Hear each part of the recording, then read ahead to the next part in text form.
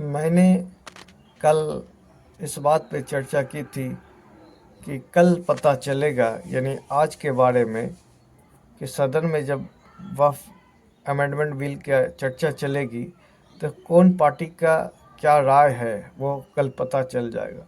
और आज पता चल भी गया है। टीडीपी और जेडीयू दोनों बिल का समर्थन कर रहे हैं सरकार के साथ। और जिस तरह से ललन सिंह ने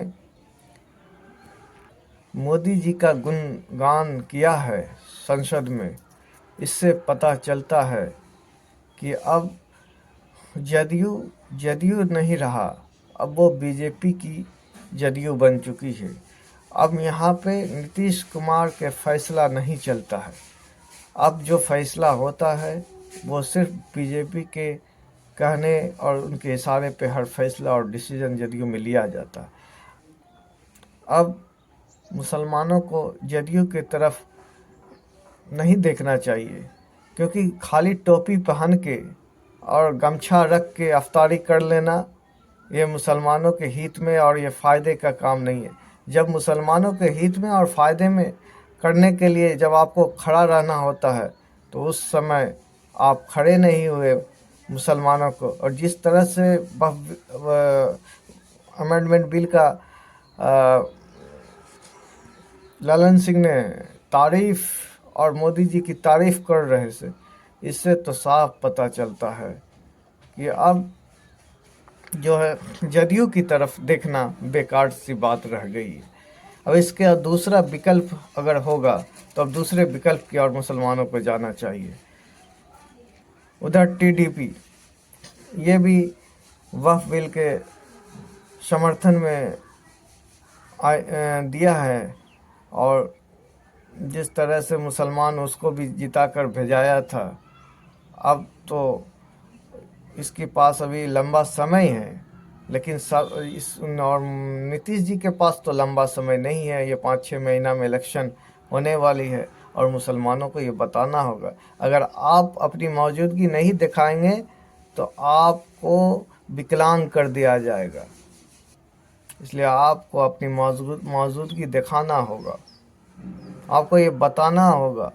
ये बीजेपी की तरह ये सोचती है कि मुसलमान के बिना हम जीत जाते हैं, लेकिन ये जदयू भूल गई है कि जदयू मुसलमान के बिना नहीं जीत सकती है। भले ही बीजेपी जीत जाएगी मुसलमानों के बिना, लेकिन जदयू कभी नहीं जीत सकता। ये बात जदयू को समझना चाहिए था, खड़ा होना चाहिए था विरोध में, लेकिन ऐसा इन्होंने नहीं किया। इन्हें लगता है अब कि हम भी मुसलमानों के बिना सीट निकाल लेंगे, और मुसलमान को बताना अब होगा कि आप मुसलमानों के बिना कुछ भी नहीं है।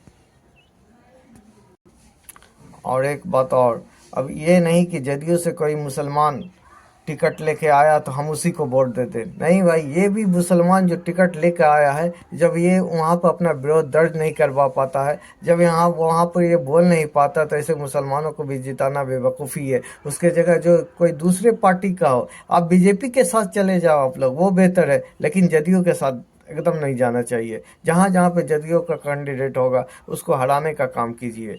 और उसके जगह आप भले आरजेडी को ना दे, भले आप जनशक्ति पार्टी को ना दे, दूसरी पार्टी को दे दे, बीजेपी को दे दे, लेकिन जदयू को ना दे। पता नहीं है कि बीजेपी इसको जड़ से मिटा देगी। जो चाल चल रही है बीजेपी, ये बात नीतीश कुमार को अच्छी तरह से समझ लेना चाहिए। और उसी चाल में बीजेपी ने नीतीश कुमार को फंसा लिया है।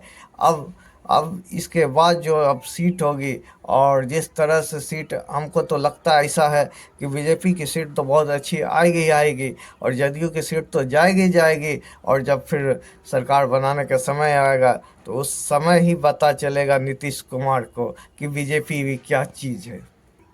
मैं तो ये मुसलमान कार्यकर्ताओं को कहना चाहता हूं कि आप जदयू के साथ जुड़े रहें।